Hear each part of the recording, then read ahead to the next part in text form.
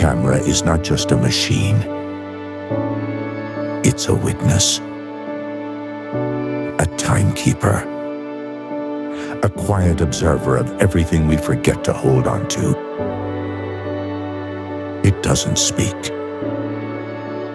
It doesn't react. But when it sees something worth remembering, it holds it forever. It captures not just light, not just faces, but everything they're not saying. A camera is the closest we've come to time travel, and at its peak, it looks like this.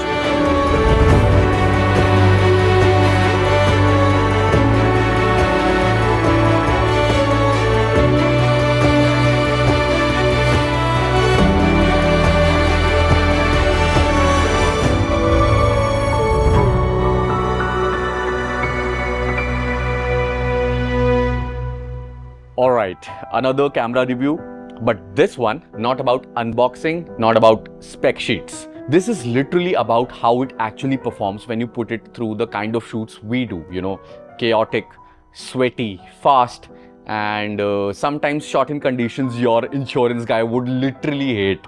This is the Lumix S1R2. Not the most talked about camera right now, but definitely one of the most misunderstood.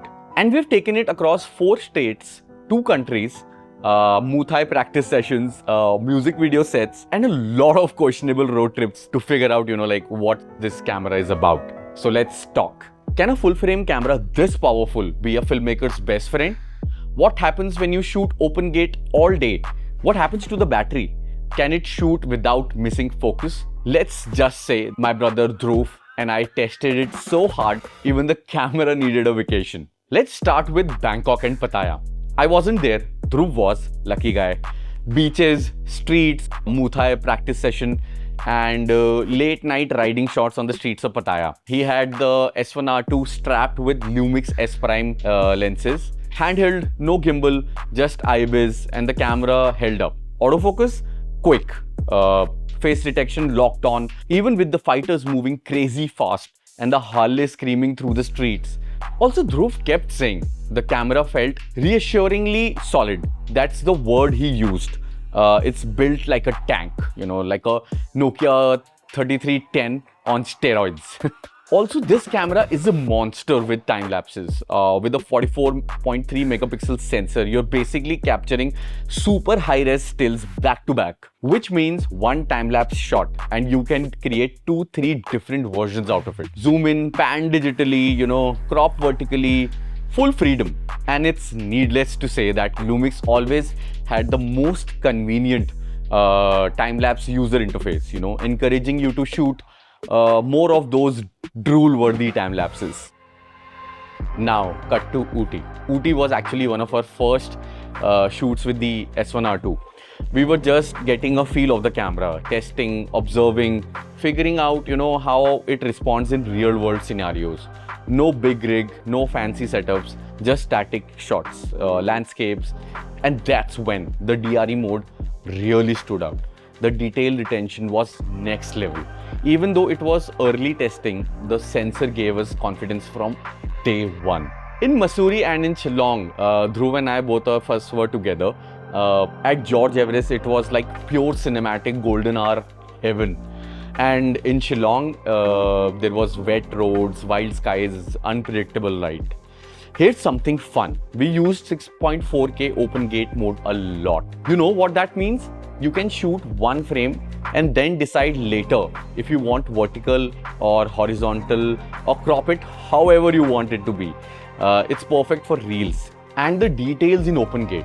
Bro, this thing almost makes it look like a flex and not a need, Also, minimal crop at 4K 50 FPS is a blessing.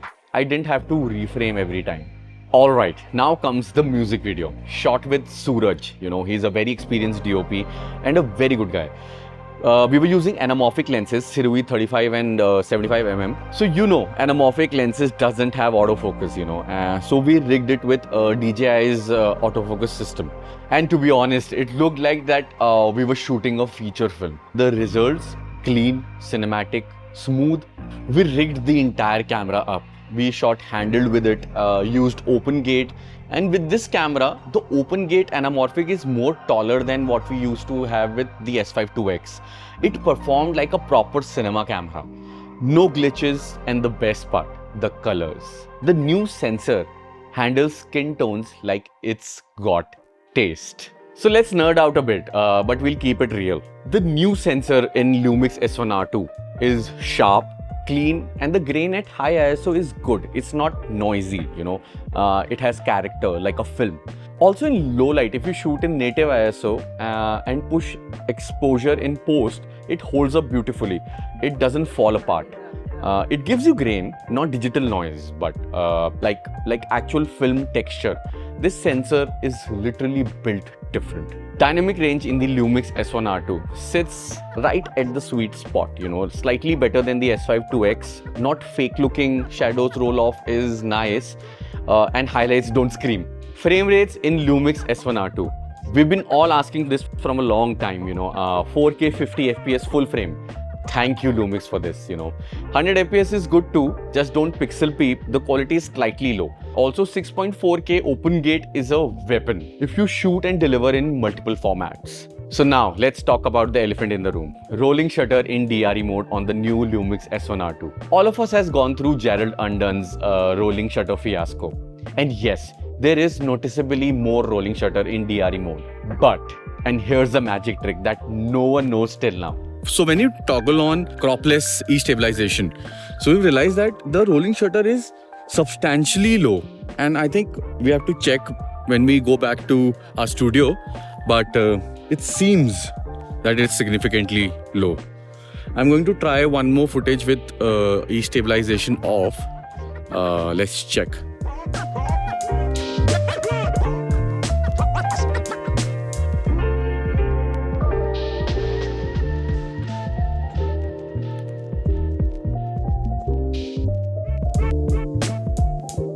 Turn on the cropless stabilization. It reduces the rolling shutter significantly. We tried it multiple times, works every time. So now let's talk about the high resolution photo mode. The high res photo mode on the S1R2 is straight up wild. You're talking about insane detail, like literally zooming into the hillside and see a person standing kind of detail, Perfect for product shots, landscapes, or any still where resolution really matters, It's not a gimmick, it's actually usable in pro workflows if you have a steady setup. Now coming to the storage reality check.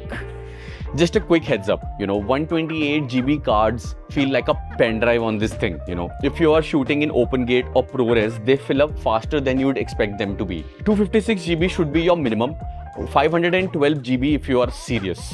Especially when you're dealing with high bit rates, no time to offload on the field. Also bring those V90 cards, normal SD card won't cut it if you're shooting high bit rates or OpenGate. Now let's talk about internal ProRes recording and how this thing handles heat. Now here's where this camera impressed me.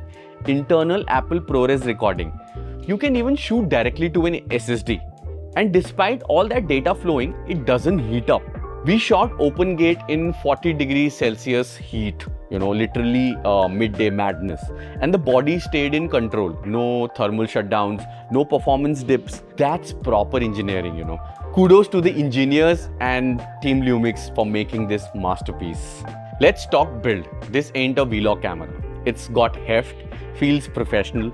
The grip is deep, solid, buttons made for fingers and not fingernails, Battery though, let me be honest, it's not that good. The S1R2 uses the same battery as the S5, but this beast eats it for breakfast. We were literally carrying around 4 batteries per shoot. Imagine.